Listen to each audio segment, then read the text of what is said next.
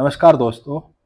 आज हम step by step देखेंगे कि ईपीएफओ पोर्टल पर ई नॉमिनेशन कैसे फाइल की जाती है। अगर आप ईपीएफ मेंबर हैं और अभी तक नॉमिनेशन कंप्लीट नहीं किया है तो ये प्रोसेस आपके लिए बहुत इंपॉर्टेंट है। किसी भी अनफोर्सीन सिचुएशन में पीएफ, पेंशन और ईडीएलआई बेनिफिट डायरेक्टली आपके नॉमिनी को मिल सकें, इसके लिए ई नॉमिनेशन अपडेट होना बहुत ज़रूरी है। तो चलिए बिना किसी डिले के प्रोसेस शुरू करते हैं। सबसे पहले गूगल ओपन करिए। ये देखिए मैंने यहाँ पे पहले से ही ये सर्च किया हुआ है epfindia.gov.in। इसके बाद में official web EPFO website open हो जाएगी। आपको जाना है फॉर एम्प्लॉय ऑप्शन में।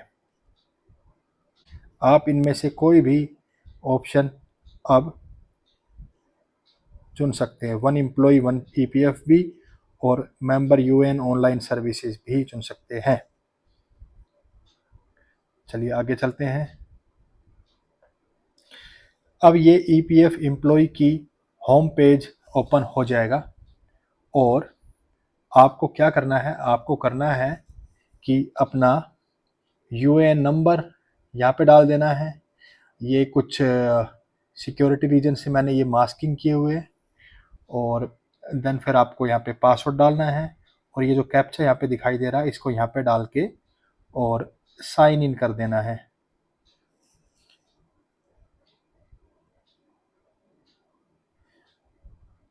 ये लॉगिन सक्सेसफुल हो गया है और क्योंकि मैंने अपना ई नॉमिनेशन नहीं किया है तो बाय डिफ़ॉल्ट ये ई नॉमिनेशन के लिए यहाँ पे पॉपअप जनरेट हो रहा है।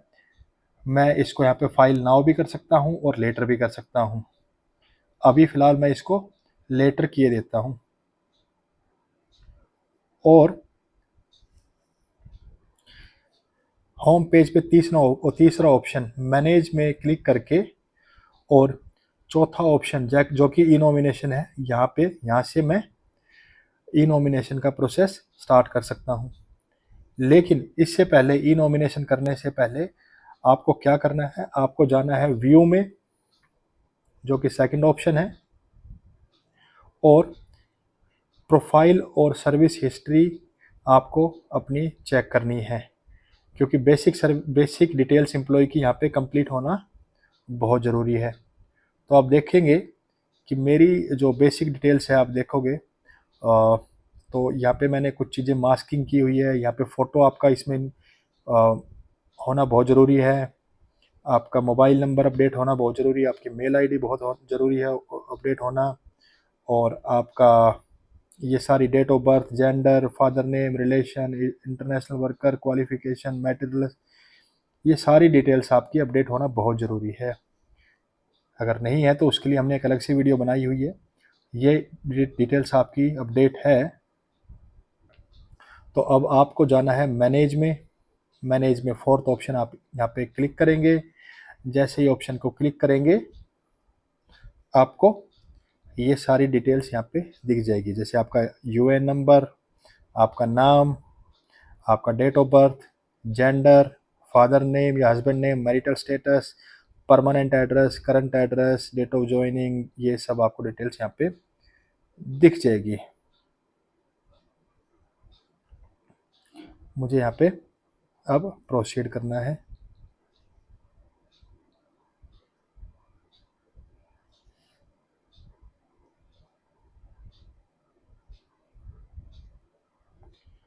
अब देख रहे हैं कि मैंने यहाँ पे नॉमिनेशन पहले कभी नहीं भरा था तो नो नॉमिनेशन हिस्ट्री यहाँ पे आ रही है। मेरे को यहाँ पे प्रोसीड पे क्लिक कर देना है।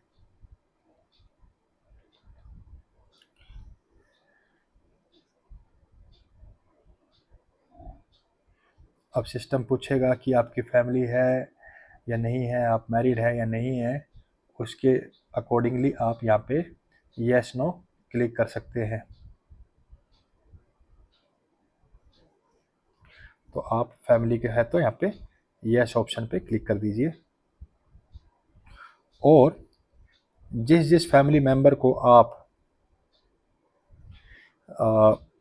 अपना नॉमिनी बनाना चाहते हैं तो उसके अकॉर्डिंग उनका आधार, उनका नाम, उनकी डेट ऑफ बर्थ, उनका जेंडर, उनके साथ आपका रिलेशन उनका एड्रेस, उनका बैंक अकाउंट डिटेल्स और यहाँ पे गार्जियन की डिटेल्स और उनका फोटोग्राफ करके और आपको सेव फैमिली डिटेल्स में जाना है। आप देख लीजिए मैंने यहाँ पे डिटेल्स डाल ली है और ये सारी डिटेल्स मैंने यहाँ पे डाल दी है।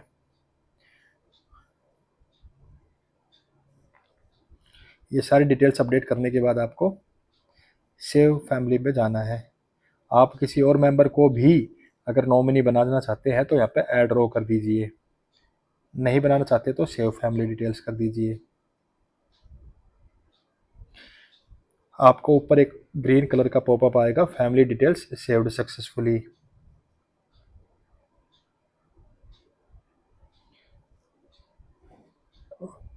इसके बाद में आपको ई नॉमिनेशंस जहाँ अपीयर हो जाएगा और उनका टोटल शेयर, नॉमिनेशन का शेयर आपको डालना है, कितना परसेंट आप उनको देना चाहेंगे। इन केस एक ही नॉमिनी है आपका तो 100% शेयर होगा, और एक से ज़्यादा है तो उस हिसाब से आप उनका प्रपोर्शनेटली भी बांट सकते हैं और आप अपने हिसाब से जो भी चाहे वो बांट सकते हैं। इसके बाद आपको फिर से सेव कर देना है, डिटेल सेव होंगी, थोड़ा सा ब्लर हो जाएगा और ये डिटेल्स आपकी सेव होगी। आप व्यू में जाके चेक कर सकते हैं, एडिट में जाके भी एडिट कर सकते हैं। तो एक बार व्यू करके देख लेते हैं डिटेल्स सही डली है या नहीं डली है। आप देखेंगे कि ये हमारी इसके अंदर ई नॉमिनेशंस की ये सब डिटेल्स आ गई है। ये डिटेल्स के लिए सारे पेपर्स आप अच्छी तरह वेरीफाई कर लीजिए, सारी डिटेल्स आप वेरीफाई कर लीजिए। आप डिटेल्स वेरीफाई कर लेंगे, इस शीट को क्लोज कर दीजिए और ई साइन के ऊपर चले जाइए। जैसे आप अगर डिटेल्स वेरीफाई कर लेते हैं तो आप ई साइन पे का ऑप्शन क्लिक करिए। ई साइन का ऑप्शन क्लिक करेंगे तो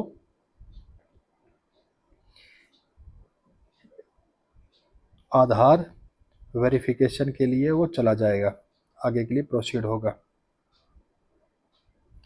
आपको अपने आधार नंबर डालने हैं, उसके साथ में यहाँ पे जो कैप्चा दिखेगा वो डालना है और सेंड ओटीपी पे क्लिक कर देना है।